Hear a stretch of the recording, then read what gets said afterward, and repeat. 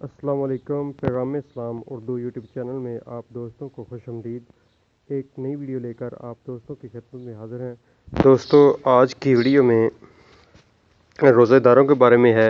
صحیح مسلم شریف کی حدیث ہے کہ جو روزہ دار ہے وہ روزہ افطار جو کرتا ہے جب، تو اسے افطار کرنے میں جلدی کرنی چاہیے یا دیر سے روزہ افطار کرنا چاہیے۔ اس کے بارے میں آپ صلی اللہ علیہ وسلم کس طرح روزہ افطار کرتے تھے تو حدیث آپ کی خدمت میں پیش کرتے ہیں۔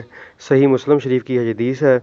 یحییٰ بن یحییٰ اور ابو کریب محمد بن علا نے کہا، ہمیں ابو معاویہ نے عمیش سے خبر دی، انہوں نے عمارہ بن عمیر سے، انہوں نے ابو عطیہ رحمۃ اللہ علیہ سے روایت کیا کہ میں اور مسروق حضرت عائشہ رضی اللہ عنہا کی خدمت میں حاضر ہوئے۔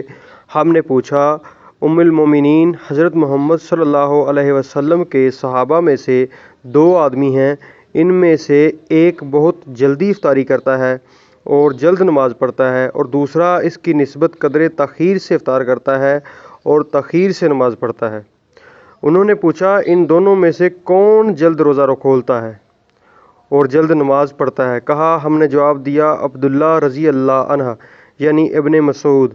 انہوں نے فرمایا، رسول اللہ صلی اللہ علیہ وسلم اسی طرح کیا کرتے تھے۔